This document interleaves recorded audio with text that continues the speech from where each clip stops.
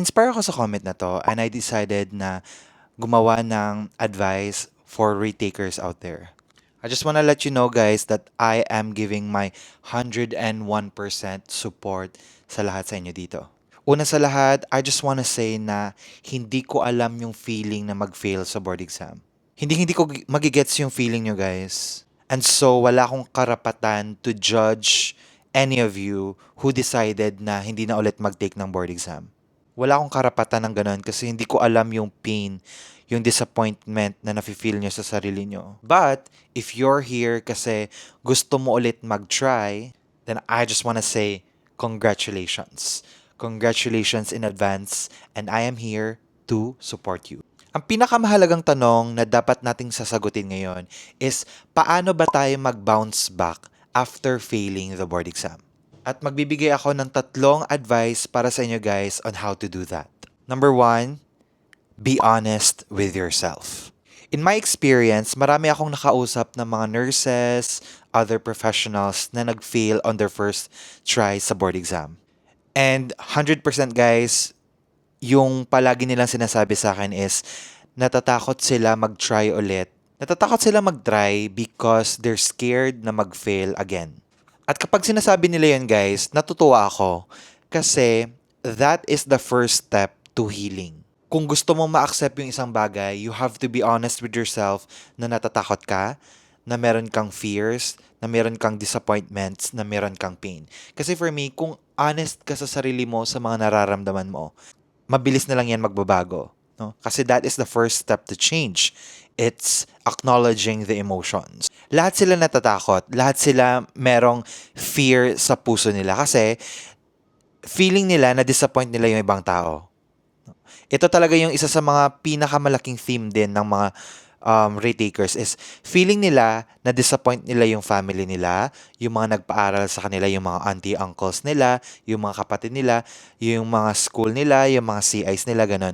Like, lahat ng mga tao sa paligid nila, feeling nila na disappoint dahil they failed the board exam.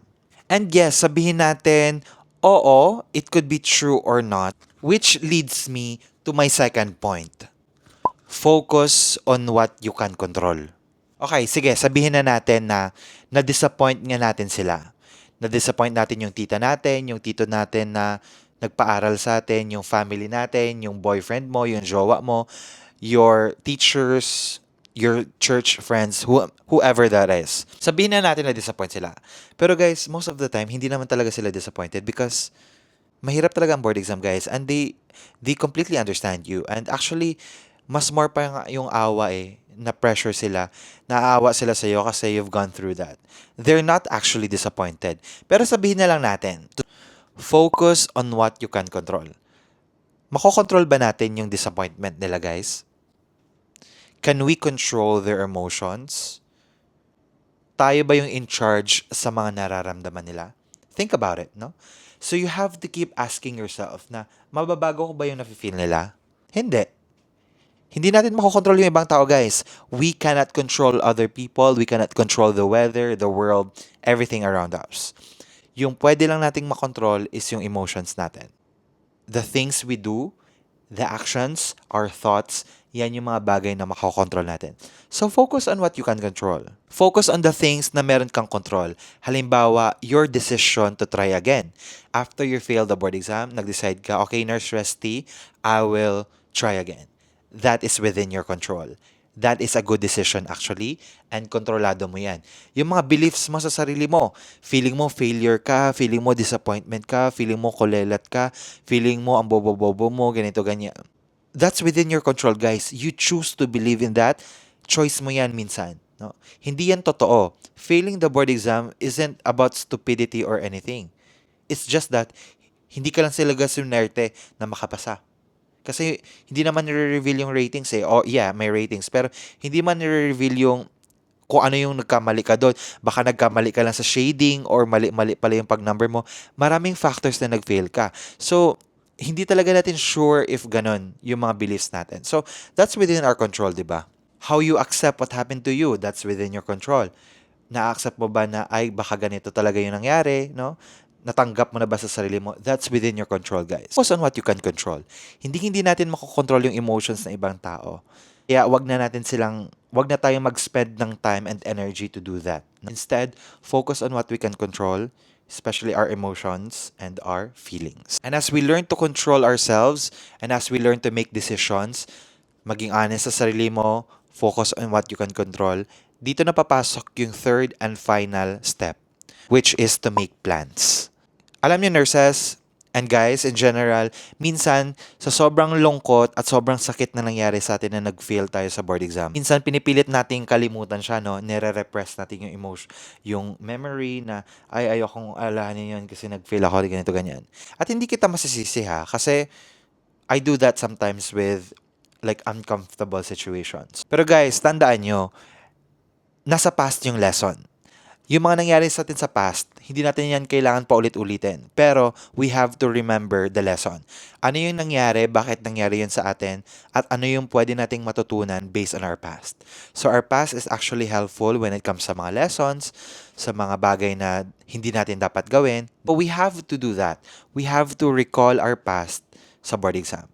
Kasi dito na natin guys magagamit yung past. So, habang nire-recall mo yung past, think about sa board exam, ano yung mga na-encounter mo na questions?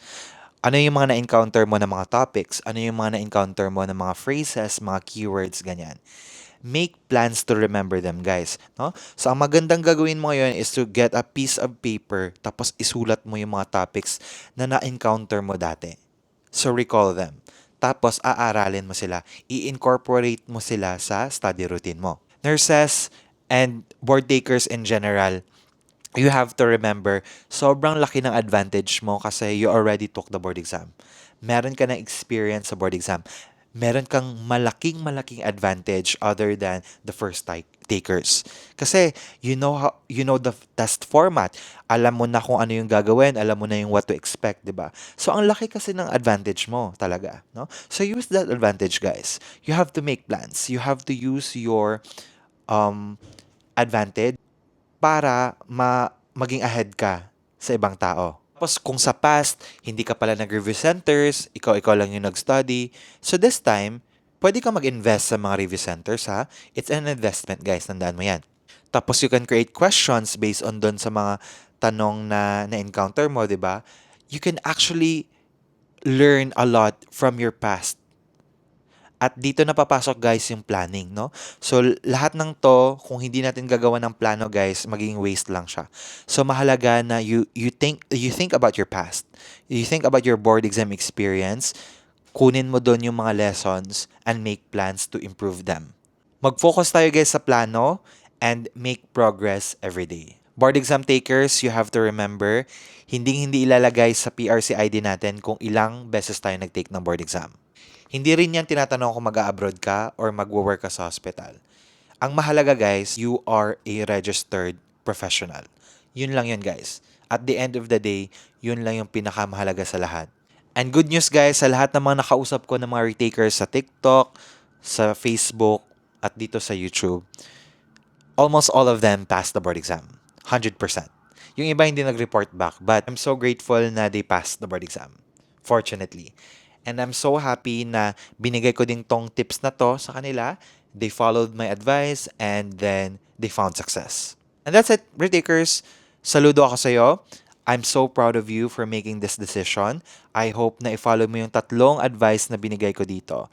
And don't worry, I'm gonna be here to help you, to motivate you. And congratulations for trying again, and you will pass the board exam. See you in my next videos.